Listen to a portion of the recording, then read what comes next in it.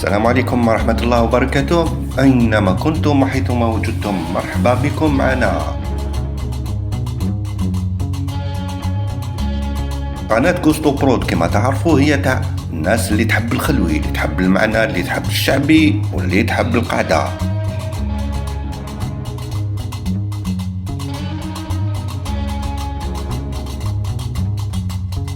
يلا إذا كنتوا تحبوا الغوستو والذوق ومن الناس اللي تعرف الذوق البنة تاع الصح، ريحوا معانا. دير ابوني ما تنساش خويا، تلقى غير الغوستو. الحاجة اللي راح تكون عندنا وما تلقاهاش عند واحد اخر هي ان ما نقولوش الامثال برك، نقولوا الامثال ونسيو نفهموا المعنى الداخل. هذه هي العقلية. ريح معنا خو، ما تبوجيش إذا كنت تحب الغوستو، رانا مولين.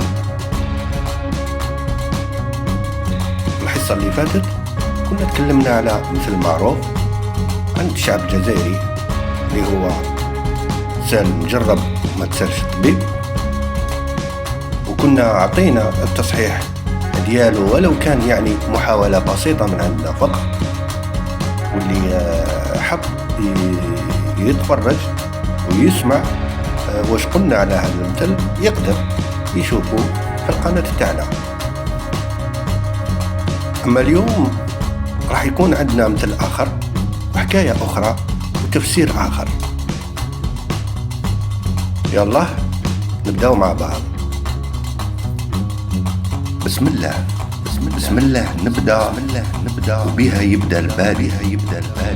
وعلى النبي صليت صلوا معايا يا سيادي، سلموا على محمد، على المصطفى الهادي.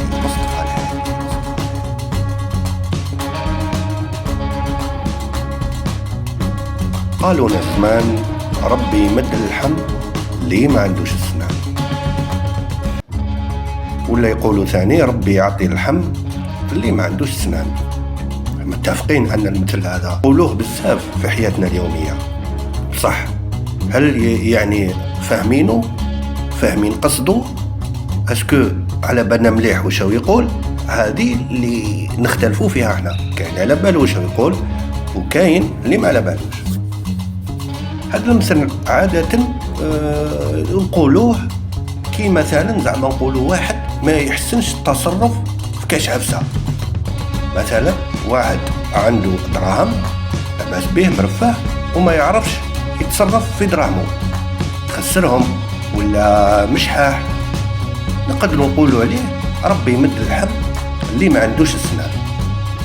او بعبارة اخرى نقولوا ان يقصد بهذا المثل ان بعض الناس لا يحسن التصرف فيما اعطاه الله. يعني هذا هو تفسير المعنى الظاهر اللي يبان لنا ونفهموه كامل كما رد.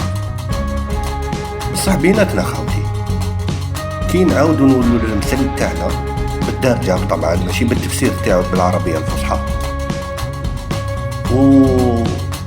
ونريحوا نتأملوا فيه ونحاولوا نفهموا المعنى الحقيقي. اسمع مليح معايا، ربي يمد الحم اللي ما عندوش السنان. هل يا ترى مثلا الله عز وجل يمد حاجة الواحد اللي ما يسهلهاش؟ يعني ربي راهو يمد في امور مليحة اللي احنا ما عندناش، يمدها للناس وما تسهلهاش. ماشي كاين اشكال هنا؟ ماشي كاين تساؤل؟ يعني ظاهر هذا المثل يثبت النقص لله عز وجل. يعني الله عز وجل ما يعرفش لمن يمد الرزق، رغم ان مقصودنا ومفهومنا ماشي هكذاك.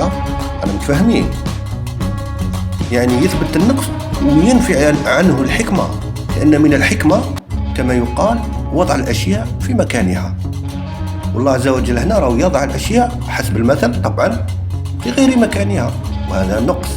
إثبات النقص لله عز وجل ونفي عنه الحكمة، وهذا إثبات النقص ونفي الحكمة على الله عز وجل حاشاه هذا لا يخفى قبحه، يعني حاجة قبيحة. ما نقدروش نقولوا أنه ربي مد أمور ولا أو يحط في الرزق ولا في عند ناس اللي ما تعرف لهاش وما تسهلهاش. لا لا لا.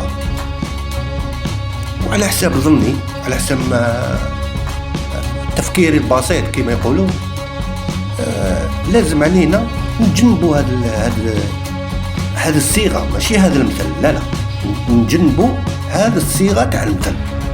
نقدروا نقولوا مثلا لا تمد اللحم اللي ما عنده سنان، يعني أوليو باش نقولوا ربي يمد اللحم اللي ما عندوش سنان، نقولوا ما تمدش اللحم اللي ما عندوش سنان. أنا نشوف باللي هذا الأمر يصلنا للمقصود، يعني واش حبينا نقصدوا واش حبينا نقولوا به، ويبعدنا عن إثبات النقص ونفي الحكمة عن الواحد المعبود.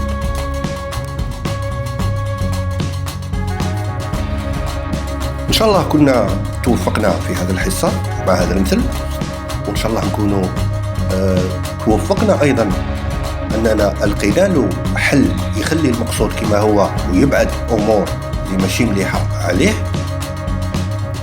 وهنا نكونوا كملنا معكم، ويعطيكم الصحة اللي صبرتوا علينا، وإن شاء الله تفيدونا ببعض الأمثال باش نقدروا نفهموها ونشاركوها مع خاوتنا هنا على اليوتيوب. ما تنسوش كالعادة إذا عجبك الفيديو وعجبتك هذه الحصة دير جام وابوني، ونتلاقاو في الحصة الجاية. بقاو على خير.